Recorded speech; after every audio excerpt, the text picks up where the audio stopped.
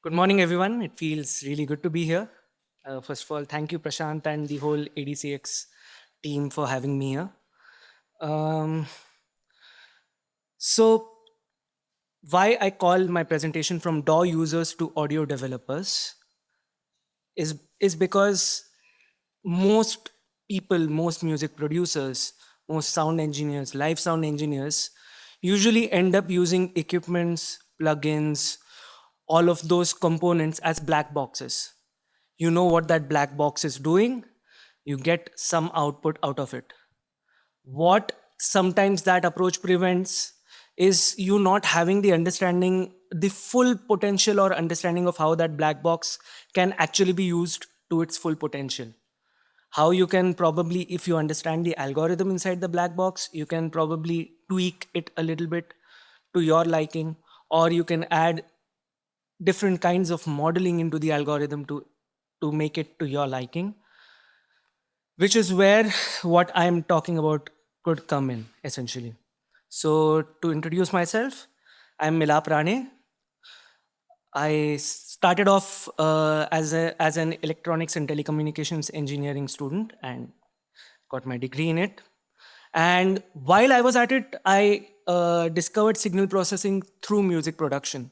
So I was also simultaneously working freelance as a music producer. And I saw a similarity in what was being taught to me in class and what was happening when I was actually producing things. Filters was kind of my gateway into signal processing, and I fell in love with it essentially.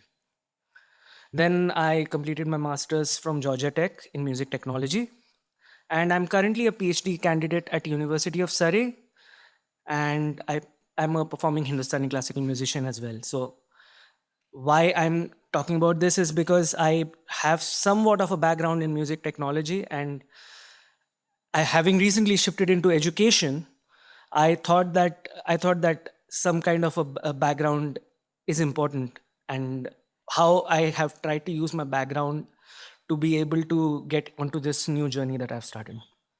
So I've always had somewhat of an interest in software engineering and particularly bootstrapping, in the sense that you take a new technology, learn it from scratch, and bootstrap your way, try to make it as simple as possible, and so on.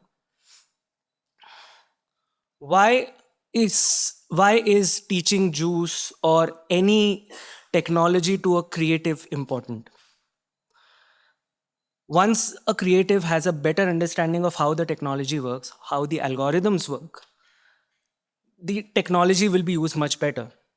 I mean, if you understand that you can tweak a compressor to give it a little bit more of a high frequency sound, which might be something you might want to use when you are an electronic musician, that could essentially mean that you create your own plugin, create your own workflows to work around it. And that will lead to more diversity in the music that you'll end up getting. And again, that leads to building newer workflows and your customized workflows for yourself. The other thing is algorithm design training will always help you improve problem solving skills. There's enough research on this. And one personal example I can give is since the time I've actually started teaching these students about algorithm design, about the basics of coding, one thing that has happened is that they have had an improvement in similar fields like live sound, where in our curriculum we have something called a signal flow test, where the students are essentially made to debug as an exam.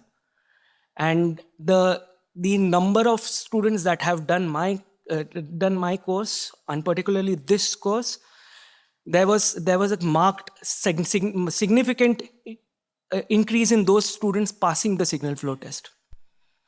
Point being that they automatically learn how to do these basic things uh, uh, of problem solving, how to divide the problem into smaller parts, how to debug, how to understand what could be the exact reason you're facing a certain problem. And algorithmic teaching or teaching algorithm design usually helps people in understanding how they can think correctly as well. So that's a very important part of why I'm doing what I'm doing. There's also industry also needs more ear-trained and creatively inclined technologists, right?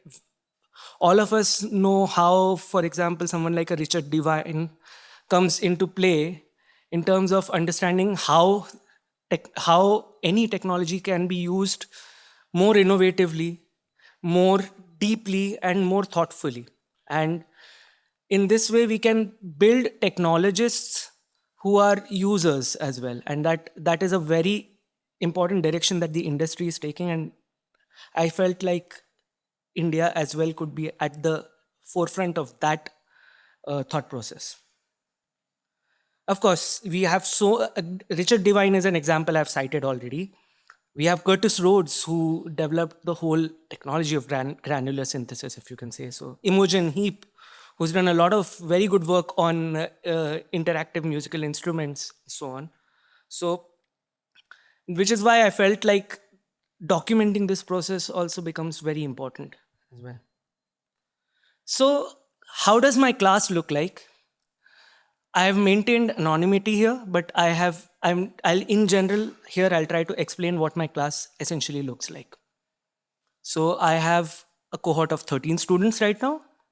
They come from all parts of India and roughly equally spread. There are 4 students in this cohort that have past coding experience at a collegiate or school level. They've worked with Python and JavaScript before.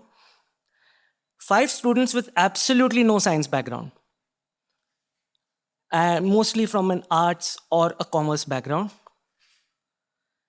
There are 3 college dropouts or credit transfers, people who joined courses like engineering and science and felt like this was not what they wanted to do and came into the sound engineering, music technology side of things.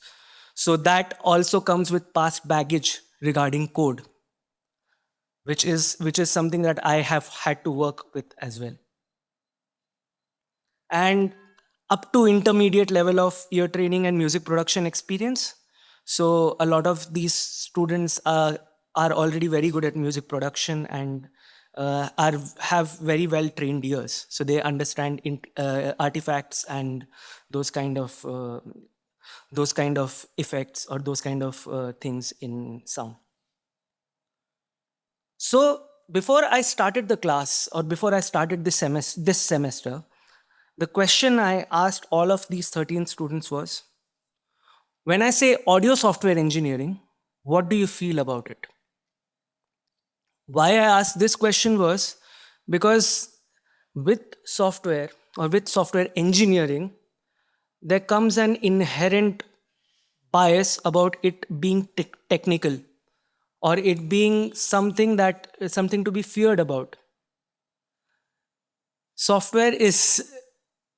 This is something that even I had to go through, because initially even I was not comfortable about it, because coming from a classical music background, I am someone that lives in the moment and don't necessarily have high logical thinking skills. I'm better as an improviser, and I'll kind of do something on the spot and manage things and go along. That is a markedly different approach from software engineering, where software engineering and coding is a very thoughtful skill. It's a very thoughtful thought process, right? People who taught me software engineering essentially told me that most of your work is done on paper even before you write your first line of code. If not on paper, at least in your head, right? So that is where I essentially wanted to take things. And once we asked this question, we got a certain number of responses. So this was qualitatively done, and I used NVivo to kind of generate a word cloud based on the responses. So here we will see that red will lead you to words that might indicate negative feelings like fear, anxiety. Green are words that might indicate positive emotions, and blue are neutral or descriptive words about what they feel. You see the big red, confusing, difficult, overwhelming, intimidating, right? Then but there are some positives as well, which they what to some people is confusing, to the same cohort of people it is also challenging. So that's already the right direction, right? You're confused with something, but you want to challenge yourself to learn it. That's a very good place to be at. And and then you can see that there are a few positive words here and there, that they're curious, they're trying, they they understand that software is a lot of problem solving, and that is where things have started. Essentially, that is where the course starts. One of the major challenges that the students faced as part of their monitoring process is encapsulated in this quote that I had from one of my students. He comes from a non-CS background, absolutely no coding background. He says that he feels anxious while trying to write code or trying to solve these problems because he doesn't know where to start. And the biggest fear is to make mistakes, right? And this is I don't know, I'm not making a generalized statement, but in general, in education, that last sentence is a very major fear that any student has. I don't want to make mistakes. Whereas in our everyday life as professionals now, we tend to make 10-15 mistakes every day, and most of our days spent in problem solving or troubleshooting. So it's basically a whole approach shift that we are talking about. Okay. According to research, more non-CS students face more programming anxiety, where multiple studies have consistently shown that non-CS students will have a lot of starting difficulties with how to approach a problem, how to write code for that problem, and there is a lack of prior exposure, right? That's the gist of the problem. And of course that leads to programming anxiety, and then that leads you to not being able to start at all. And that is the place where I wanted to that is the place that I realized that I needed to work on in general. These are all studies that talk about this very effect.